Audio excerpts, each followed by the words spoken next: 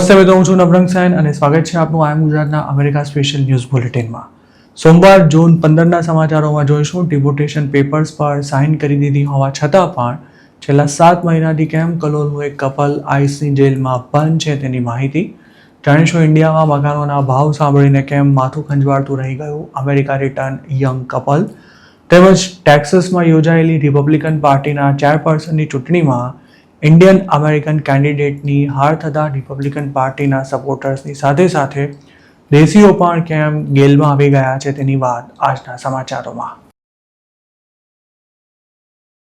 અમેરિકામાં work permit વિના job કરતા પકડાયેલા કલોલના પતિ પત્ની છેલ્લા 7 મહિનાથી આઈસની જેલમાં બંધ છે. નવેમ્બર 2025માં ધરપકડ થયા બાદ તેમણે 1-2 મહિનામાં જ રિમૂવલ પેપર્સ પર સાઇન કરી નાખી હતી, પણ હજુ સુધી તેમને ના તો બોન્ડ પર છોડવામાં આવ્યા છે કે ન તો તેમને ઇન્ડિયા પાછા મોકલાયા છે.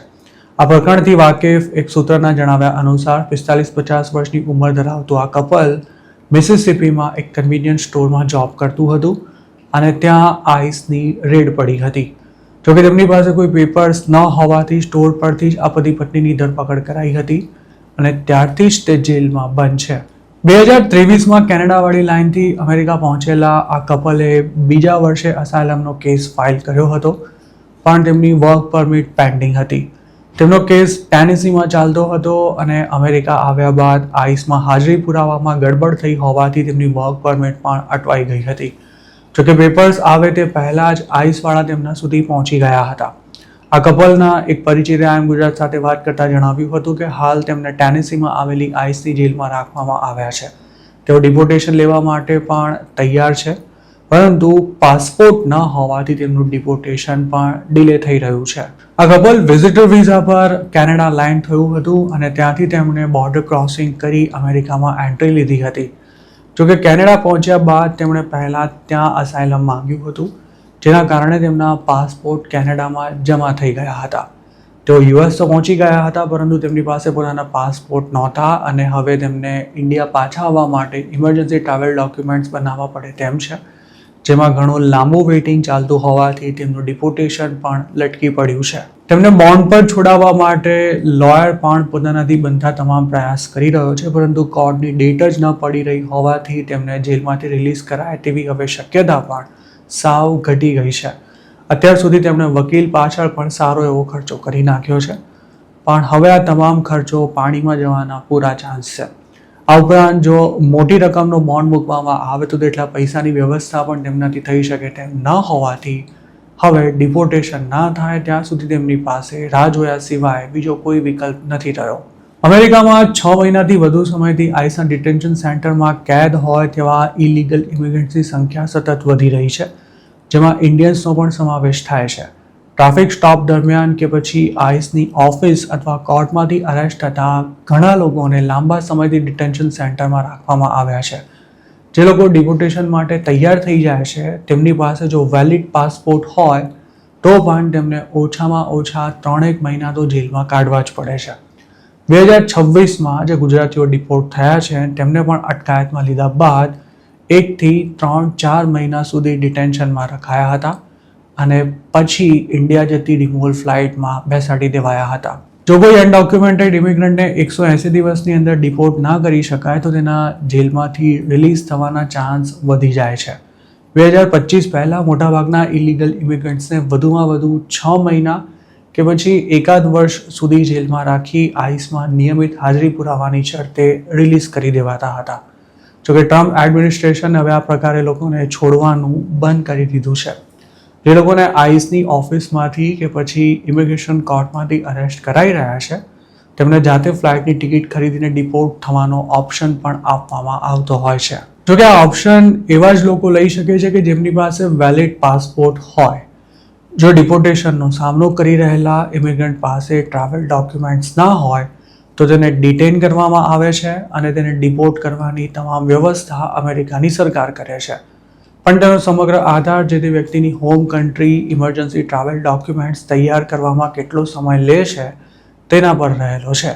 સૂત્રોનું માનીએ તો કેનેડાવાળી લાઇનથી અમેરિકા પહોંચેલા ઘણા લોકોના પાસપોર્ટ એજન્ટોએ કલેક્ટ કરી લીધા હતા કે પછી તેમને કેનેડાના એરપોર્ટ પર જ જમા કરી લેવામાં આવ્યા હતા, જેથી આ લાઇનથી આવેલા ઘણા ગુજરાતીઓ પાસે હાલ પણ પોતાનો ઇન્ડિયન પાસપોર્ટ નથી.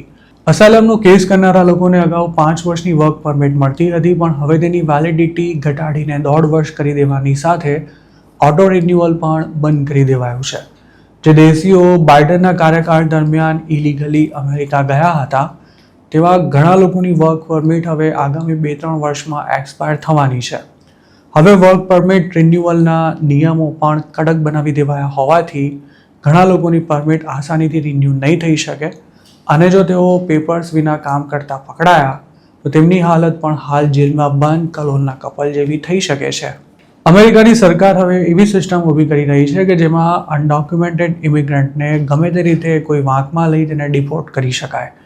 તાજેતરમાં જ ઘણા લોકોના અસાયલમના કેસની માસ્ટર હિયરિંગની ડેટ પણ બદલવામાં આવી છે અને ડિપોર્ટેશનના ડરને કારણે કોર્ટમાં ગેરહાજર રહેનારા લોકોની સંખ્યા પણ હવે ઘણી વધી ગઈ છે.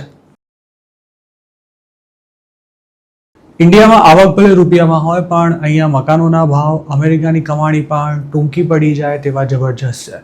વર્ષો સુધી યુએસમાં રહ્યા બાદ ઇન્ડિયા પાછા આવી રહેલા જે લોકોને મુંબઈ, બેંગ્લોર, ગુરગાંવ કે પછી હૈદરાબાદ જેવા શહેરોમાં સેટલ થવું છે ત્યાં તેમને મકાનોના ભાવ અમેરિકાને પણ કોમ્પિટિશન આપતા હોય તેવા લાગી રહ્યા છે. 15 વર્ષ સુધી અમેરિકા રહીને તાજેતરમાં જ ઇન્ડિયા શિફ્ટ થયેલા એક કપલને પણ કંઈક આવો જ અનુભવ થયો છે, જેમણે સેન ફ્રાન્સિસ્કોમાં પોતાનું 3 BHK હાઉસ $2.5 મિલિયન વેચ્યું હતું, પણ બેંગ્લોરમાં તેમને 4 BHK અપાર્ટમેન્ટના $1 મિલિયન ચૂકવવા પડ્યા ત્યારે તેમના આશ્ચર્યનો પાર નહોતો રહ્યો. તેમણે બિઝનેસ ઇનસાઇડરને આપેલા ઇન્ટરવ્યૂમાં અમેરિકાની સરખામણીએ ઇન્ડિયામાં શું સસ્તું અને શું મોંઘું છે તેમજ વર્ષો બાદ ઇન્ડિયા આવીને સેટલ થવામાં કઈ ચેલેન્જીસ રહેલી છે તે અંગે વિગતવાર વાત કરી હતી. આસ્થા ચતુર્વેદી અને તેમના પતિ કાર્તિક અમેરિકામાં 15 વર્ષ કાઢ્યા બાદ ગ્રીન કાર્ડની હવે વધુ સમય રાહ જોઈ શકે તેમ નહોતા.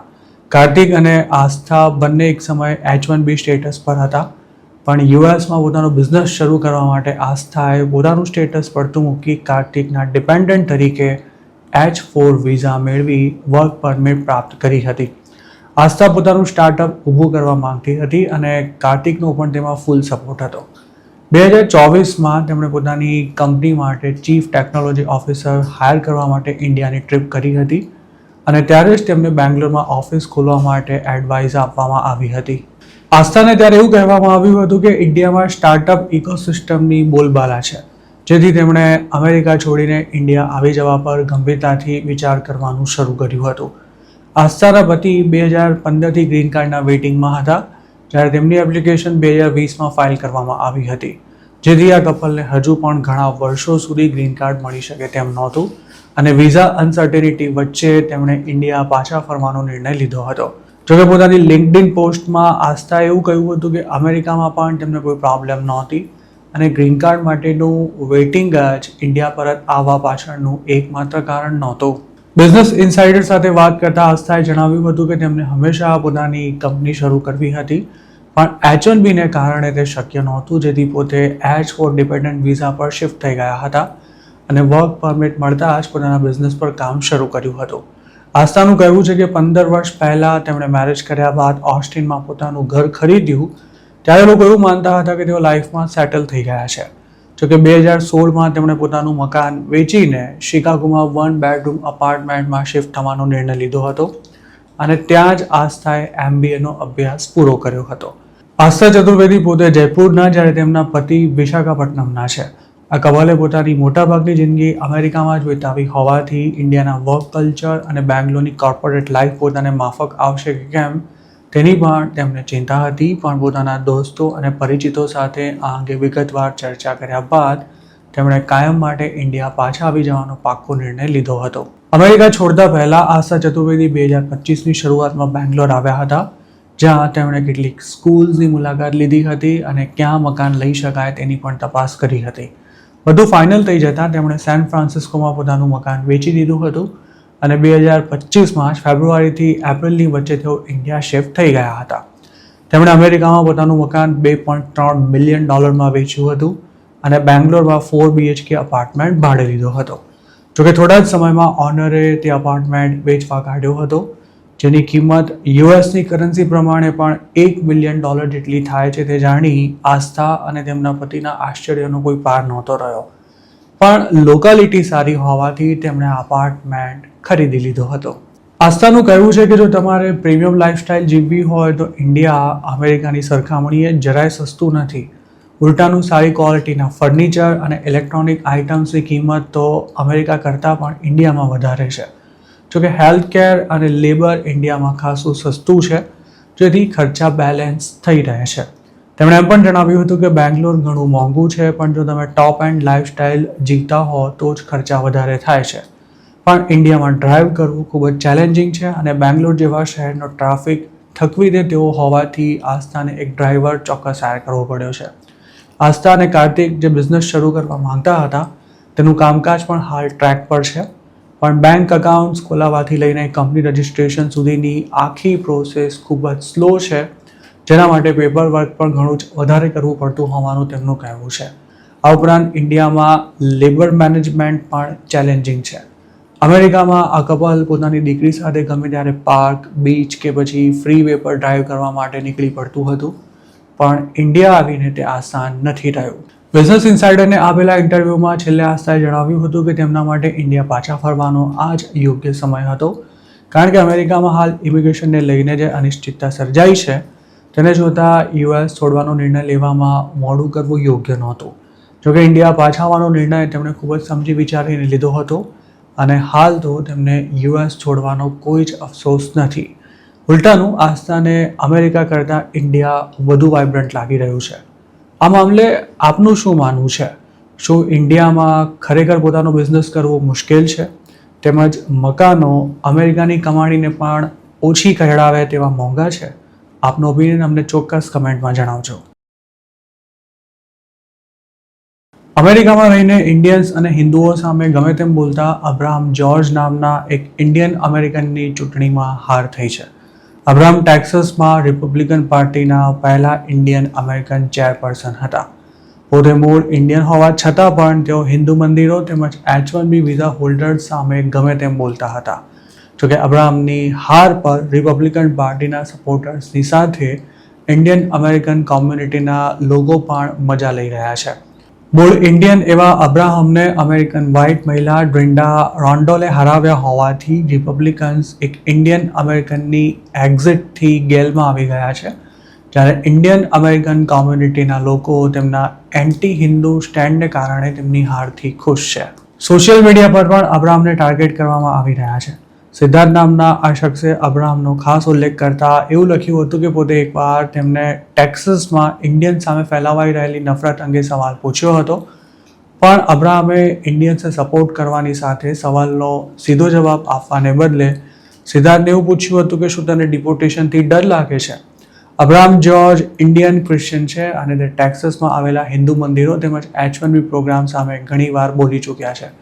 જોકે તેમ છતાં રિપબ્લિકન પાર્ટીએ તેમને કોઈ ખાસ સપોર્ટ નહોતો કર્યો. અબ્રાહમ વિશે એવું પણ કહેવામાં આવતું હતું કે તેમણે માત્ર પોતાના પોલિટિકલ કરિયરને ધ્યાનમાં રાખતા ટેક્સાસમાં ઇન્ડિયન્સ સામે ફેલાવાઈ રહેલી નફરત અંગે ક્યારેય પણ કોઈ નિવેદન નહોતું આપ્યું. તેમના આ જ પ્રકારના વર્તનને કારણે હવે તેમની વિદાયનો પણ જશ્ન મનાવાઈ રહ્યો છે. મેટ ફર્ની નામના એક યુઝરે અબ્રાહમની હારને વધાવતા એક્સ પર એવું લખ્યું હતું કે અબ્રાહમ ટેક્સાસ GOPનું સુકાન સંભાળતા હતા, પણ તેમની હાર એ દર્શાવે છે કે ટેક્સાસના લોકો કેટલી ઝડપથી ઇન્ડિયન્સના અતિક્રમણ સામે મજબૂત થઈ રહ્યા છે. આ પોસ્ટમાં તેણે અમેરિકામાંથી દરેક ઇન્ડિયનને ડિપોર્ટ કરી દેવામાં આવે તેવી પણ માંગ કરી હતી. અબ્રાહમ જ્યોર્જનો જન્મ કેરળમાં થયો હતો અને 17 વર્ષની ઉંમરે તેઓ ફેમિલી સ્પોન્સરશિપ પર અમેરિકા શિફ્ટ થયા હતા. શરૂઆતમાં સામાન્ય નોકરીઓ કર્યા બાદ તેમણે સેલ્સ, IT અને મેનેજમેન્ટમાં કામ કર્યું હતું. 2007માં બરાક ઓબામા ઇલેક્શન લડી રહ્યા હતા ત્યારે જ અબ્રાહમે પણ પોલિટિક્સમાં ઝુકાવ્યું હતું, કારણ કે તેઓ ઓબામાની પોલિસીઝના કટ્ટર વિરોધી હતા. તેમણે શરૂઆતમાં ટેક્સાસની કોલિન કાઉન્ટીના રિપબ્લિકન પાર્ટીના ચેરમેન તરીકે ફરજ નિભાવી હતી અને 2024માં તેઓ ટેક્સાસ રિપબ્લિકન પાર્ટીના ચેરમેન બન્યા હતા. 2024માં તેઓ ચૂંટણી લડી રહ્યા હતા ત્યારે તેમના વિશે એક સમાચારે ખાસી ચર્ચા જગાવી હતી. આ રિપોર્ટમાં એવો દાવો કરવામાં આવ્યો હતો કે 2023માં એક ડોમેસ્ટિક ઇન્સિડન્ટ બાદ અબ્રાહમ લોડેડ ગન સાથે કોઈ શખ્સને શોધવા ઘરેથી નીકળ્યા હતા.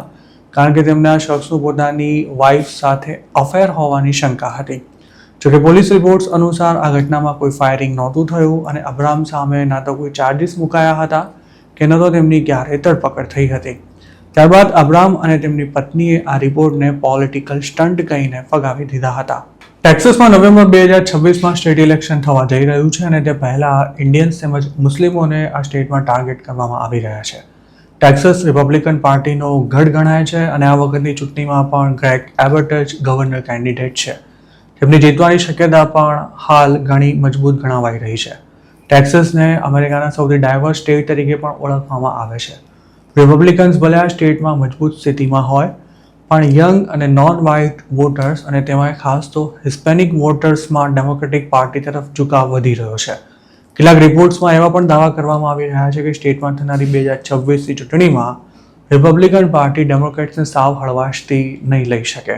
જોકે રિપબ્લિકન પાર્ટીના ટેકેદારો ઇન્ડિયન્સની પાછળ હાથ ધોઈને પડી ગયા હોય તેમ સોશિયલ મીડિયાની સાથે સાથે રિયલ લાઈફમાં પણ ઇન્ડિયન્સ વિશે ગમે તેવા સ્ટેટમેન્ટ્સ અપાઈ રહ્યા છે. ફ્રિસ્કો જેવા શહેરમાં તો સિટી કાઉન્સિલની મિટિંગમાં અવારનવાર ઇન્ડિયન્સનો ઉલ્લેખ કરી તેમને આખા શહેર અને સ્ટેટ પર અતિક્રમણ કરનારા ગણાવાઈ રહ્યા છે. આ ઉપરાંત H1B વિઝા ધરાવતા ઇન્ડિયન્સને પણ ટેક્સાસમાં વિલન તરીકે ચિતરવામાં આવી રહ્યા છે અને આ પ્રોગ્રામને જ બંધ કરી દેવાની માંગ થઈ રહી છે.